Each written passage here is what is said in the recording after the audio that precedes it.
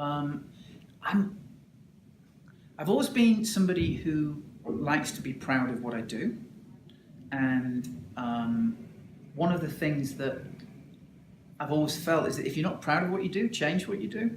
If you're not proud of where you work and the job you're doing, you should probably get another job. So I've always kind of tried to live by that. Effie's a different kettle of fish altogether because there's an immense feeling of pride that you get because of the reaction that you get from other people in the industry. Effie's one of the few brands I've ever worked with where people don't really have any negative connotations. People never say, "Oh, I don't really like that," or, you know. People maybe have a reaction to you work for a certain agency, or like say typical BBDO person, or yeah, you would say that you're such a McCann person, or whatever. But Effie, everybody has their own sense of pride associated with Effie because of the role that Effie plays as this kind of neutral forum for the industry, where the industry comes together and keeps itself honest. When I went to Cannes 2 years ago, I got two reactions from people when I said I'm now working at Effie, and essentially it was the flip side of the same reaction. And people would say either, "Oh, I've been a judge," or they would say, "How do I become a judge?"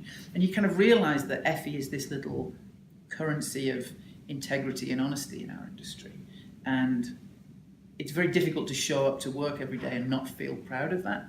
So I'm very proud of where I work and what I do. I'm also very respectful and reverential of our history. You know, there's a lot to protect and therefore a lot to screw up. So I've got to make sure I keep an eye on those things. But I'm also aware of, because of the permission that comes with that integrity and honesty, I'm aware of the potential for taking the brand into different areas as well. So that may be a very long way of saying I kind of love my job. Cool. The interesting thing is the last 10 or 15 years have seen so much change. You can almost guarantee that we're going to continue to evolve. And I'm a big fan of a quote from actually Bill Gates, which is that people tend to overestimate the amount of change that happens within a year, but underestimate how much change actually happens over the course of 10 years. So in a year's time, if you think back a year ago, you had an iPhone. It hasn't really changed that much. You've maybe got some new apps, but it's been fairly seamless in terms of what's happened in terms of change. Small, incremental. 10 years ago, those things didn't exist. So Bill Gates, talking about an Apple product, kind of proves us true there. I don't think we can ever anticipate what's going to happen. That said, the amount of change in the industry means that all we can anticipate is more change. What I'm aware of when we look at people who enter into Effie, we do research that live beneath the entries themselves. So we can look at the channels or touch points that people are using. And one thing that I've found intriguing in the last 3 years, people who've won gold at Effie, so people who've been able to demonstrate successful marketing, the number of channels that they've been using has actually gone down each year, which is kind of cool, because what we're seeing is maybe an end to 360-degree marketing, that the last 5 years or so, the hallmark has been, we need to blow this out into as many different channels as possible. And the fact that the number of channels for success has come down means that people are getting a bit more comfortable with working and marketing within a digital world, and a bit more certain about how their brand should show up and where it should show up, rather than, shit, we need to do everything. So we're seeing, the right 36 degrees rather than the 360 degrees.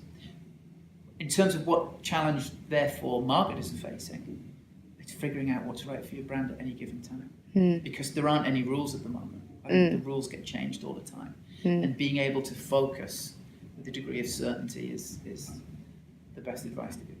I think the reinvention, for somebody who's worked in the industry for over 25 years, the reinvention has kept it interesting.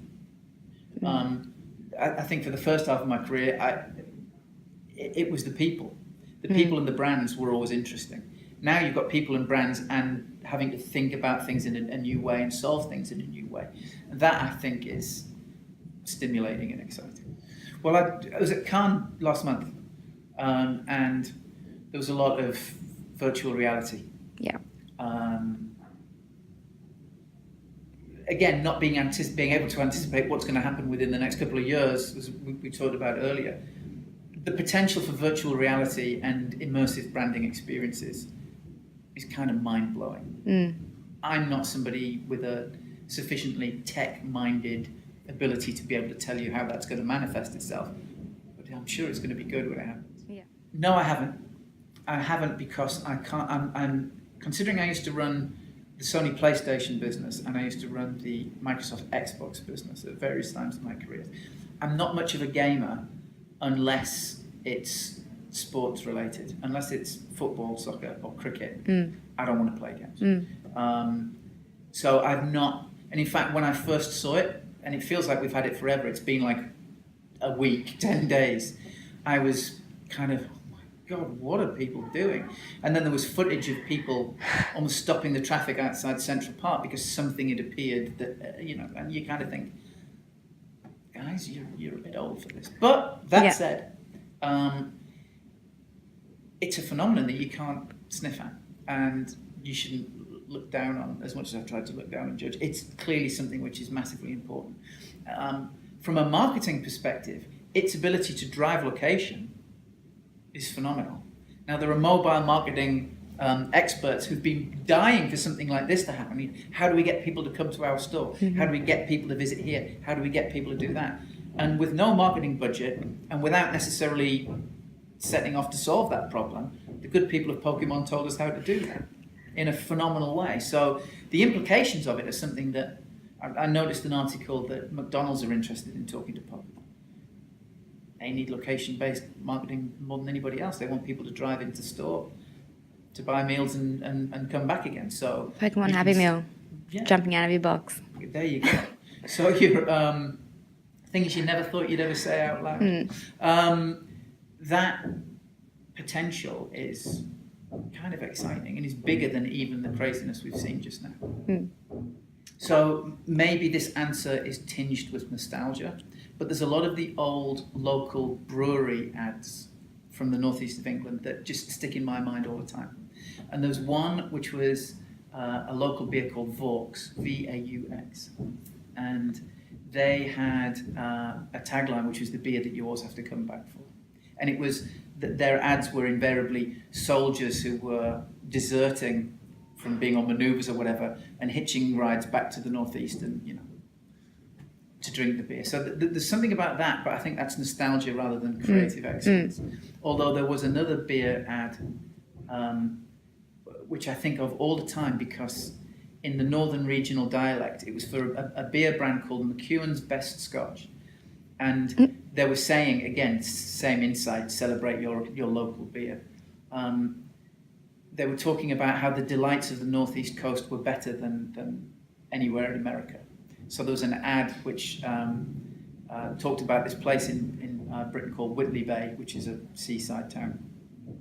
And the actual song in the ad was, Florida is horrider than Whitley Bay, because there's no McEwan Scotch in the USA. And the fact that they've rhymed Florida with horrider, I think is hilarious. Now, every time I hear the word Florida, it just makes me think of that beer. Horrider. So maybe there's a massive insight about beer and nostalgia and being homesick that informs that answer. But yeah, Twitter, but largely nothing to do with work.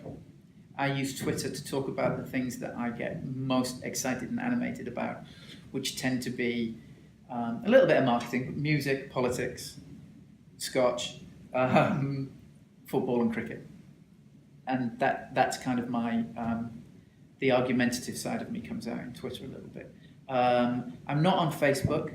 I understand that lots of people are very comfortable with Facebook. It feels a bit stalkery, I don't know. And I understand its value, just never liked it myself.